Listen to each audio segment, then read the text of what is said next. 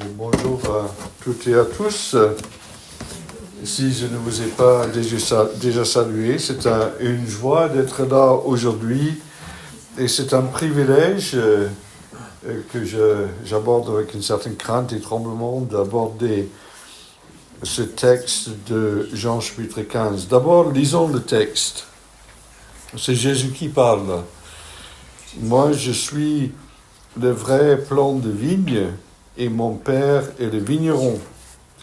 Tous les sarments en moi qui ne portent pas de fruits, il les coupe, et tous ceux qui en portent, il les purifie, afin qu'ils produisent un fruit encore plus abondant.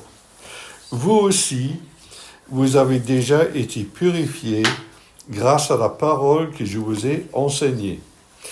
Demeurez en moi, et moi je demeurerai en vous. Un sarment ne saurait porter du fruit tout seul, sans demeurer attaché au cep. Il en est de même pour vous. Si vous ne demeurez pas en moi, vous ne pouvez porter aucun fruit. Je suis le cep de la vigne. Vous êtes les sarments. Celui qui demeure en moi et en qui je demeure portera du fruit en abondance, car sans moi, vous ne pouvez rien faire. Si quelqu'un ne demeure pas en moi, on le jette hors du vignoble, comme les sarments coupés, ils se dessèchent, puis on les ramasse, on y met le feu et ils brûlent. Mais si vous demeurez en moi, et que mes paroles demeurent en vous, demandez ce que vous voudrez, vous l'obtiendrez. Si vous produisez du fruit en abondance et que vous prouvez ainsi que vous êtes vraiment mes disciples, mon Père sera glorifié aux yeux de tous. Comme le Père m'a toujours aimé, moi aussi je vous ai aimé. Maintenez-vous donc dans mon amour. Si vous obéissez à mes commandements, vous demeurerez dans mon amour. Tout comme moi-même, j'ai obéi au commandement de mon Père et je demeure dans son amour. Tout cela, je vous le dis, pour que la joie qui est la mienne vous remplisse vous aussi et qu'ainsi votre joie soit complète. Voici quel est mon commandement. Aimez-vous les uns les autres comme moi-même je vous ai aimé. Il n'y a pas de plus grand amour que de donner sa vie pour ses amis. Vous êtes mes amis si vous faites ce que je vous commande. Je ne vous appelle plus serviteur parce qu'un serviteur n'est pas mis au courant des affaires de son maître. Je vous appelle mes amis parce que je vous ai fait part de tout ce que j'ai appris de mon Père. Ce n'est pas vous qui m'avez choisi, non, c'est moi qui vous ai choisi. Je vous ai donné la mission d'aller, de porter du fruit qui soit durable. Alors le Père vous accordera tout ce que vous lui demanderez en mon nom. Voici donc ce que je vous commande. Aimez-vous les uns des autres.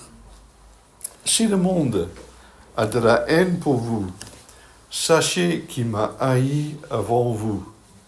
Si vous faisiez partie du monde, il vous aimerait parce que vous lui appartiendriez.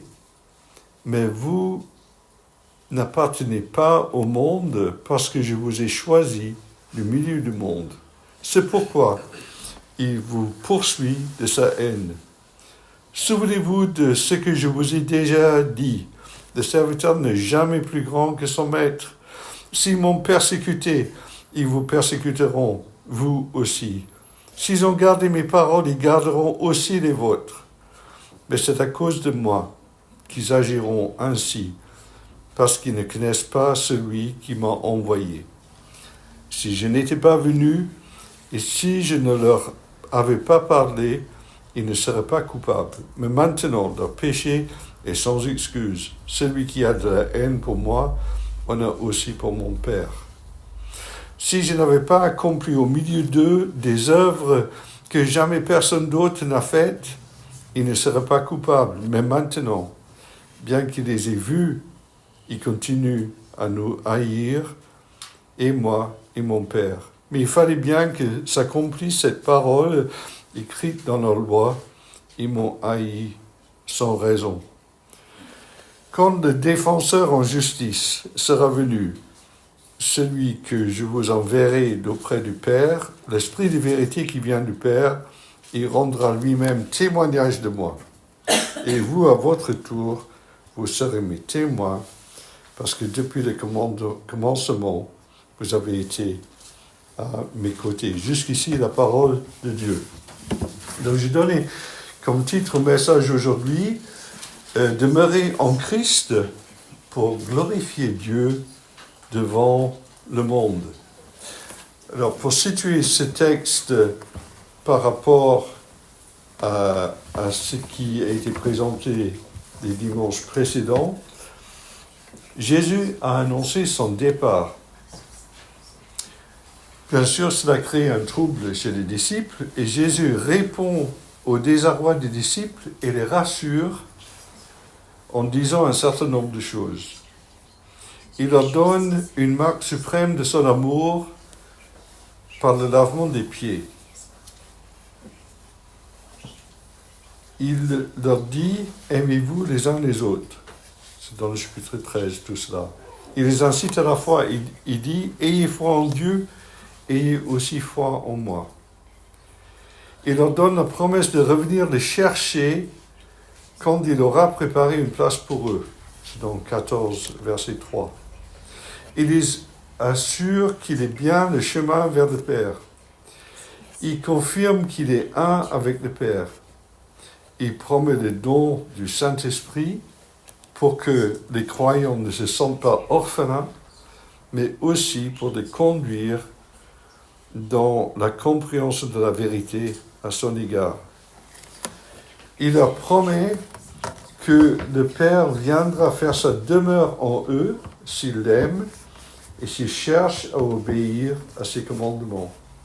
Il leur promet sa paix. Donc tout ça dans le chapitre 13 et 14. Mais avant tout, Jésus prépare ses disciples pour la poursuite de son ministère. Ce n'est pas parce que le Christ monte auprès du Père que l'œuvre de Dieu va s'arrêter. Justement, c'est par l'Église, par les apôtres, par les disciples, que l'œuvre de Dieu continuera à s'effectuer dans le monde. Dans le verset 12 du chapitre 14, celui qui croit en moi accomplira les œuvres que je fais. Il en fera même de plus grandes. Et c'est dans ce cadre que Jésus dit, si vous demandez quelque chose en mon nom, je le ferai. Et dans le verset 31 du chapitre 14, il faut que le monde reconnaisse que j'aime le Père et que j'agis conformément à ce qu'il m'a ordonné. Alors, peut-être quelques remarques sur ce qu'on a pu comprendre par rapport aux disciples. Qu'est-ce que Jésus dit des disciples? Ces disciples, ce sont des personnes qui se sont laissées laver de leurs péchés par le Christ. Lors du lavement des pieds, dans le verset 10 du chapitre 13, Jésus a dit, « Celui qui s'est baigné est entièrement pur, il lui suffit de se laver les pieds. » Quelle image de chrétiens qui, en se convertissant, en venant au Christ, il était lavé, mais bien sûr, il a besoin de se faire laver les pieds au jour le jour, parce qu'on continue à être pécheur tout en étant converti, mais le pardon de Dieu et l'œuvre de Christ est suffisant pour cela. Le chrétien est quelqu'un qui s'est purifié. Il est quelqu'un qui obéit au commandement nouveau, aimez-vous les uns les autres. Ça semble incontournable. Il est quelqu'un qui croit que Jésus est le seul chemin vers le Père, 14.6. Il croit que celui qui connaît le Fils connaît le Père. Donc on croit que Jésus est Dieu. Il aime le Seigneur Jésus et se réjouit d'accomplir ses commandements. 14.21. Dieu de son côté donne le Saint-Esprit qui élit domicile dans le cœur du croyant de telle sorte qu'il n'est pas orphelin, et qu'ils puissent connaître la paix de Dieu. Le chapitre 15 reprend ces thèmes et pousse notre réflexion et compréhension de la vie de Jésus plus loin.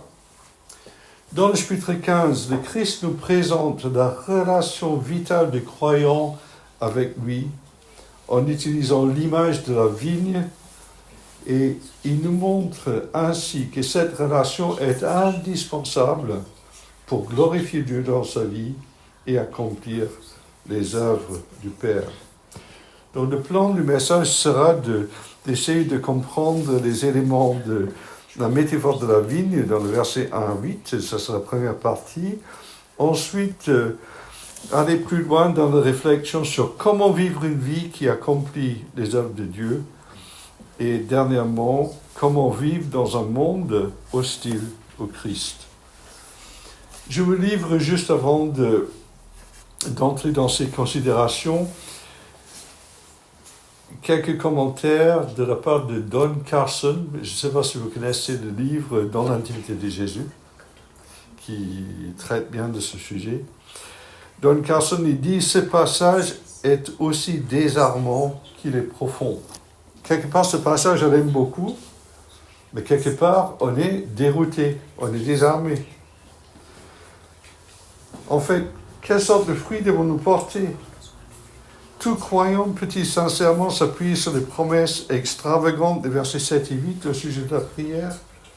Quel est le sens exact de demeurer en Christ ?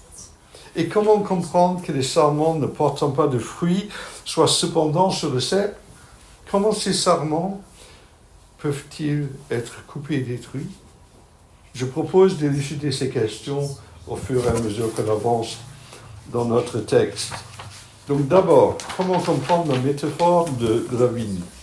Les versets 1 à 8. C'est intéressant que Jésus dit « Je suis le vrai plant de vigne et mon Père est le vigneron ». Jésus est le vrai cep, cette vraie vigne obéissant et fidèle à Dieu. Jésus a produit le fruit que son Père le vigneron attendait. Ceci est en contraste avec le peuple d'Israël. Le peuple d'Israël est présenté sous l'image de la vigne à multiples reprises dans l'Ancien Testament, Ésaïe 5, Jérémie 2, Jérémie 12, Ézéchiel 15, Ézéchiel 19. La plupart des passages soulignent le privilège d'Israël d'être choisi par Dieu pour être une vigne, pour porter des fruits, et en même temps la déchéance d'Israël qui n'a pas réussi à accomplir cette volonté de Dieu. Il y a un psaume qui est remarquable à cet égard, qui est le psaume 80.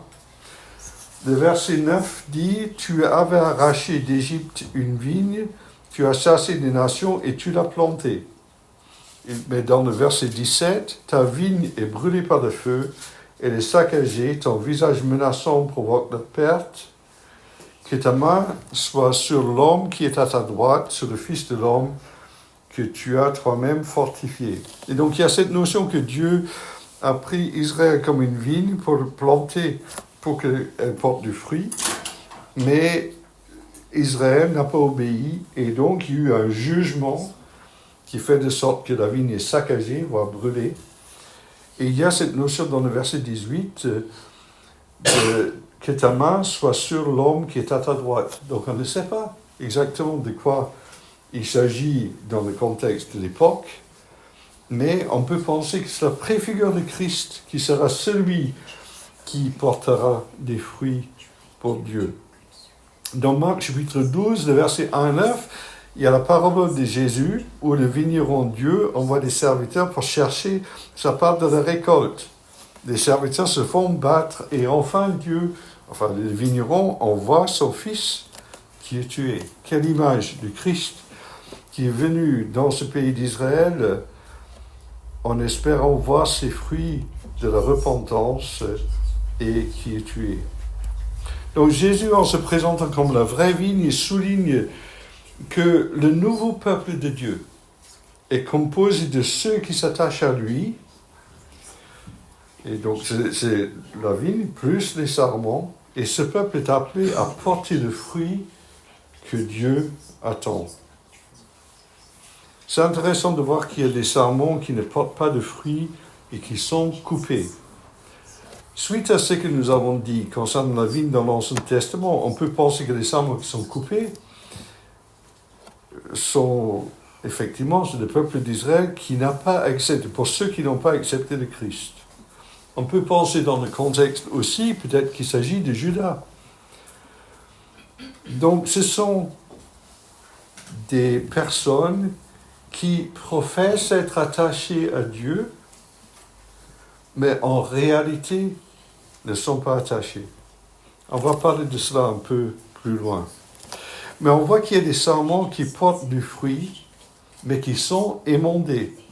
Ce n'est pas parce que le sermon porte du fruit qu'il n'a pas besoin d'être taillé, ou qu'on enlève les choses autour pour purifier, pour permettre à la sermon de porter encore plus de fruits. Et effectivement, c'est un enseignement pour nous que même si on appartient au Seigneur, il est amené à agir dans notre vie pour qu'on porte plus de fruits. Et peut-être la taille, la coupe, le nettoyage dans notre vie, cela cause une certaine souffrance, mais le Seigneur fait cela pour qu'on porte plus de fruits.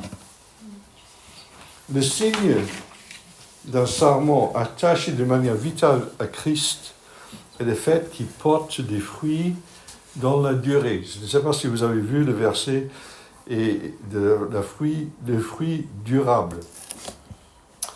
Alors, concernant des fruits, effectivement, on peut se poser la question, quels sont les fruits dans ce passage de Jean 15 ? Mais il y a une première chose, il y a une première notion, je pense, qui est important et qui est présente dans les évangiles, c'est la notion des fruits de la repentance. Donc ça, c'est le premier niveau de fruits. Et c'est par ce biais-là qu'on arrive à savoir un petit peu si la profession de foi des personnes colle un peu avec la réalité. Dans Matthieu chapitre 3, le verset 8, Jésus dit aux pharisiens, « Montrez plutôt par vos actes que vous avez changé de vie. » Oui, à moins que c'était Jean-Baptiste. Je ne me rappelle plus. C'est peut-être Jean-Baptiste. Dans Luc 3, il y avait également des collecteurs d'impôts qui venaient se faire baptiser par Jean-Baptiste. Ils demandèrent à Jean, « Maître, que devons-nous faire ?» Et Jean leur dit, « N'exigez rien de plus que ce qui a été fixé. » Et des soldats le questionnèrent aussi. « Et nous, que devons-nous faire ?» Et Jean leur dit, « N'extorquez pas d'argent à personne et ne dénoncez personne à tort. Contentez-vous de votre solde. » Donc, il y a une notion de fruit dans un premier temps pour les chrétiens qui est le fruit de la repentance. Et je crois que c'est important, effectivement, que ces fruits existent. Si on est vraiment venu au Seigneur, cela doit changer quelque chose dans notre vie. Mais on verra que la notion de fruit va beaucoup plus loin que ça. J'arrive maintenant au verset 4 à 8. « Demeurez en moi, et je demeurerai en vous. Si vous ne demeurez pas en moi, vous ne pouvez porter aucun fruit. » Et dans le verset 7, « Mais si vous demeurez en moi et que mes paroles demeurent en vous, demandez ce que vous voudrez et vous l'obtiendrez. » Demeurer, se résider, avoir son domicile. Je demeure à Cormeilles en Parisie. Sauf qu'on n'est pas souvent là, donc je ne sais pas si demeurer est un bon terme. On a un mauvais exemple de demeurer. Mais peut-être pour nous, en tant que chrétiens, c'est un peu en dents de scie aussi. Hein. Demeurer en Christ, hein, c'est vraiment tout le temps. C'est comme être résident fiscal en France. Hein. Donc il faut qu'il y ait une certaine durée. Hein. Il faut que ça continue dans le temps. Demeurer, c'est résider et avoir son domicile. Le mot demeurer a déjà été utilisé du Saint-Esprit qui demeure auprès de vous. Enfin, Jésus a dit ça aux disciples. Et qui sera en vous. Le Seigneur promet dans le chapitre 14, verset 23, si quelqu'un m'aime, il obéira à ma parole, mon Père aussi l'aimera, nous viendrons à lui et nous établirons notre demeure chez lui. Et bien sûr, si le Seigneur vient dans notre cœur, on ne veut pas qu'il vienne dans notre cœur juste pour un jour et que le lendemain il parte. Mais peut-être la réciprocité, c'est aussi, si on veut que le Seigneur soit avec nous tous les jours, est-ce que nous, on veut être avec le Seigneur tous les jours? Le chrétien est invité à rester attaché au Christ tout au long de sa vie. C'est le contraire d'un attachement épisodique. L'enjeu est majeur. Celui qui demeure en moi et en qui je demeure portera du fruit en abondance, car sans moi, vous ne pouvez rien faire. Si on maintient notre relation avec le Christ, nous avons une promesse de fruits en abondance. Si on se prive de cette relation avec le Christ, on ne produira pas de fruits agréables à Dieu.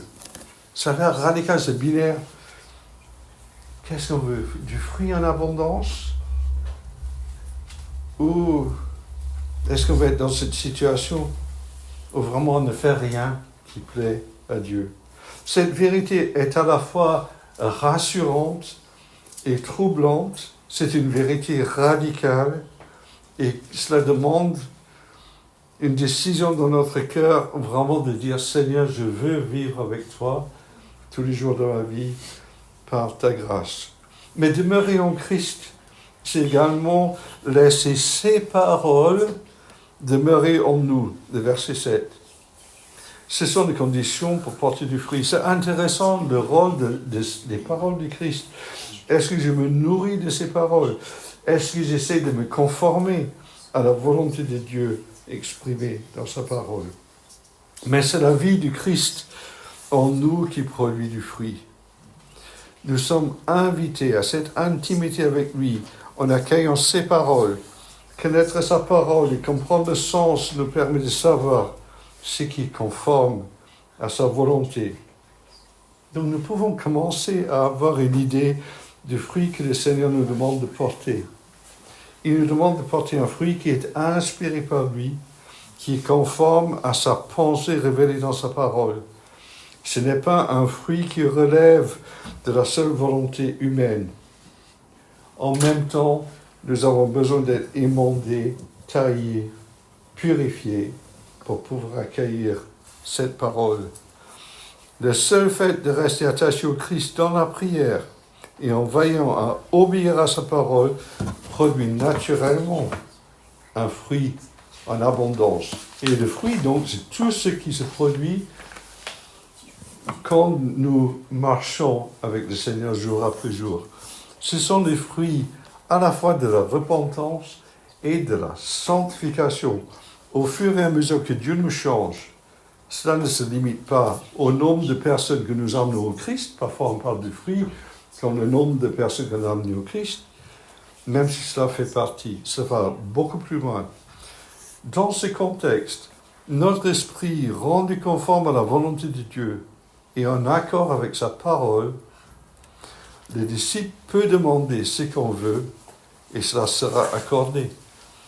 Mais je peux penser que quand un disciple prie comme ça, c'est que Dieu l'a changé pour qu'il demande des choses qui sont conformes à sa volonté. Donc il ne s'agit pas de dire « je vais demander à Dieu une Ferrari ». Voilà. Donc ce n'est pas ça le sens de la chose. La finalité est toujours que le Père soit glorifié.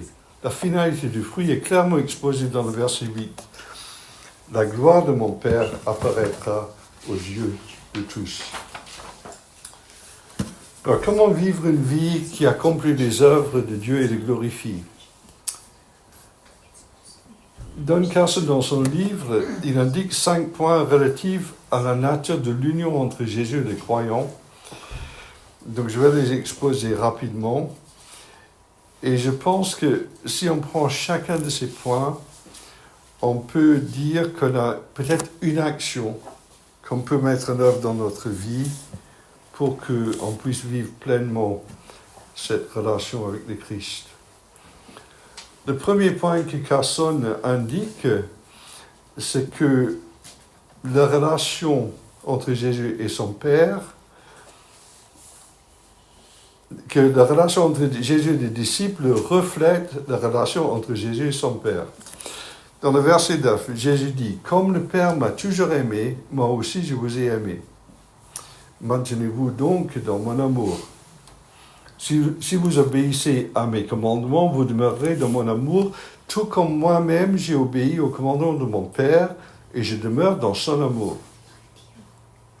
Et tout cela, je vous le dis, pour que la joie qui est la mienne vous remplisse vous aussi, et qu'ainsi votre joie soit complète. » C'est intéressant parce que les choses ne sont pas de même ordre. La relation de Jésus avec son Père et la relation entre Jésus et les croyants, ce n'est pas la même chose.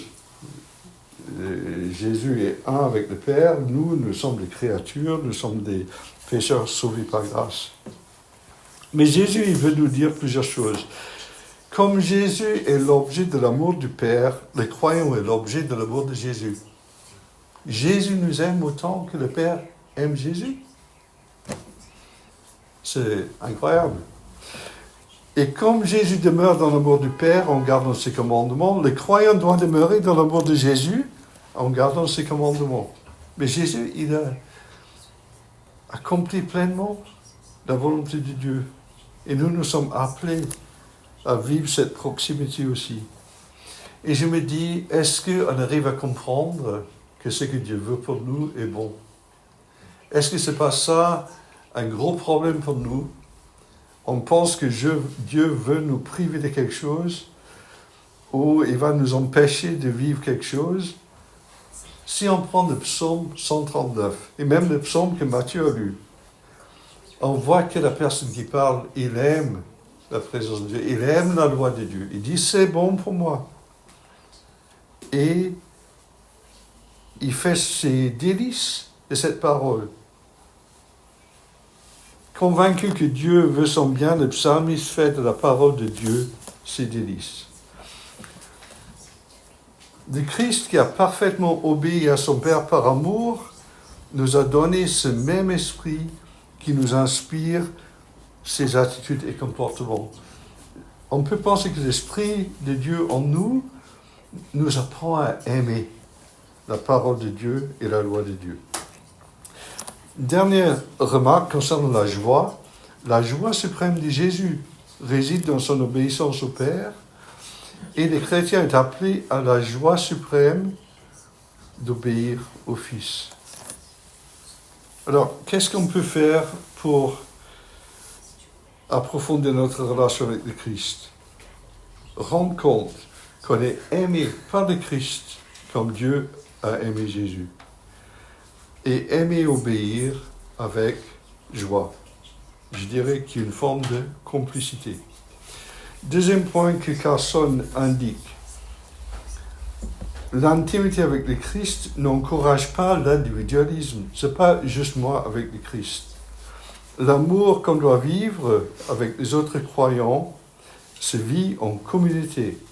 C'est pour ça que dans les versets 12 et 13, on voit « Voici quel est mon commandement, aimez-vous les uns les autres comme moi je vous ai aimés. » Donc et en fait, où est-ce qu'on vit ça? On vit ça dans l'Église.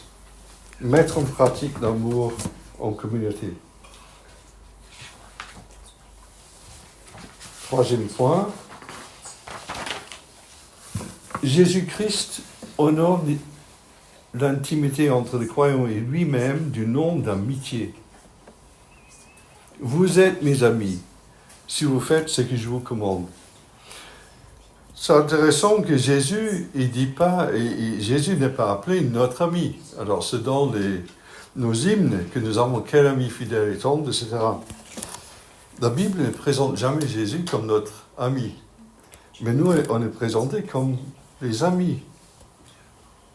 Nos relations ne sont pas tout à fait réciproques. Jésus est Seigneur et Sauveur. Mais cette notion d'ami, Jésus l'introduit pour nous dire que nous ne sommes pas juste comme des serviteurs, qui veut bien nous montrer sa volonté, qui veut bien nous dire ce que le Père est en train de faire. Et je pense que c'est quelque chose d'important aussi pour chacun individuellement et pour nous en tant qu'Église, d'être conscient que Dieu veut nous donner le discernement nécessaire jour après jour par rapport à notre conduite, si nous cherchons cela dans la prière. Le Seigneur nous invite, en tant qu'amis, à participer dans ce qu'il est en train de faire. Et le 5e point, l'intimité entre les croyants et Jésus est féconde et ne s'enracine pas dans notre choix de Christ, mais dans son choix de nous. Alors, on pourrait dire, ah chouette, Jésus m'appelle son ami. Ah, quel privilège. Bomber la torse. Et dans le verset qui suit, attention, ce n'est pas vous qui m'avez choisi, non, c'est moi qui vous ai choisi. Si nous sommes conscients de ce qui est dit là, ça doit nous rendre humbles. Le Seigneur veut nous rappeler, nous appeler à une modestie après nous avoir présenté ce grand privilège d'être ses amis. Qu'est-ce que j'ai que je n'ai pas reçu par grâce? Émerveillons-nous de la grandeur de la grâce de Dieu à notre égard. Et bon, je vais passer à la suite parce que là, il y a une question de temps. Dernièrement, donc, comment vivre dans un monde hostile au Christ? Je vais faire rapidement. Carson, il donne plusieurs têtes de chapitres. Il dit que les chrétiens doivent s'attendre à la haine de la part du monde. La haine du monde contraste fortement avec l'amour qui existe entre les membres du peuple de Dieu. C'est intéressant que le verset 17 dit « Voici donc ce que je vous commande, aimez-vous les uns les autres. » Et tout de suite, il enchaîne avec « Si le monde a de la haine pour vous, sachez qu'il m'a haï avant vous. » Donc, les caractéristiques de la communauté chrétienne doivent être l'amour entre les uns et les autres. Et en même temps, on voit qu'il y a cette réaction du monde. Alors, le monde, c'est quoi? Il y a un verset dans 1 Jean chapitre 2 que je pense qu'il faudra prendre par cœur. Je ne sais pas le citer, mais je reviens toujours sur ce verset. 1 Jean 2, le verset 15. « N'aimez pas le monde, ni ce qui est dans le monde. Si quelqu'un aime le monde, l'amour du Père n'est pas en lui. En effet, tout ce qui est dans le monde, la convoitise qui est dans l'homme, la convoitise des yeux et l'orgueil dû aux richesses, vient non du Père, mais du monde. » Donc on voit un petit peu quel est ce monde qui est critiqué, qui n'aime pas le chemin du chrétien. C'est un monde où les gens veulent avoir ce qu'ils n'ont pas. Ils sont en proie à toutes sortes de passions et de désirs qui les rongent et qui est rempli d'orgueil et attaché à la richesse. On voit que le chrétien est appelé à vivre autrement. Carson dit aussi que le monde est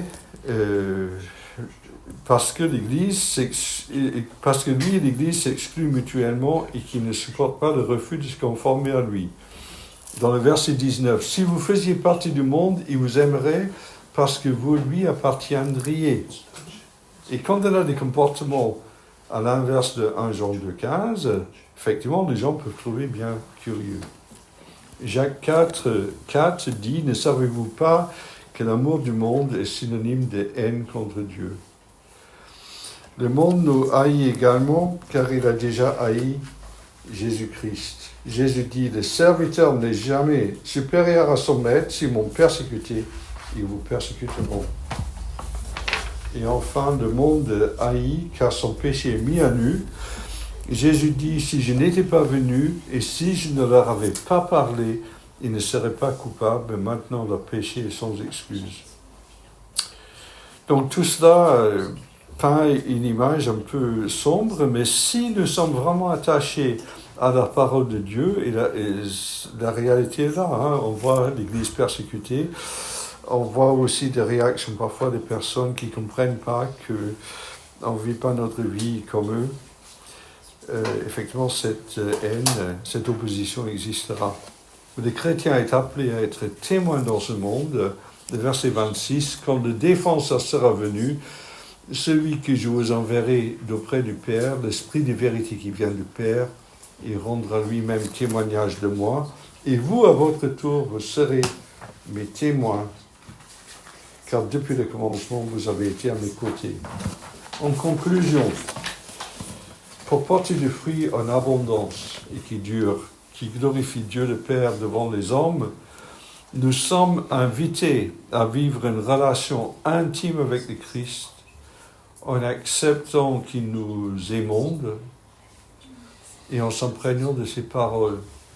Nous sommes invités à l'aimer, à lui obéir avec joie, en comprenant que nous sommes aimés par lui comme le Père l'a aimé. Nous sommes appelés à discerner l'action de Dieu au sein de notre communauté par la prière et en nous conformant à la volonté révélée de Dieu. Notre orientation de vie ira à contre-courant par rapport au monde sans Dieu. Nous devons accepter l'opposition, voire de la persécution, en tant que témoins dans un monde qui ne cherche pas à obéir à Dieu. Amen. Amen.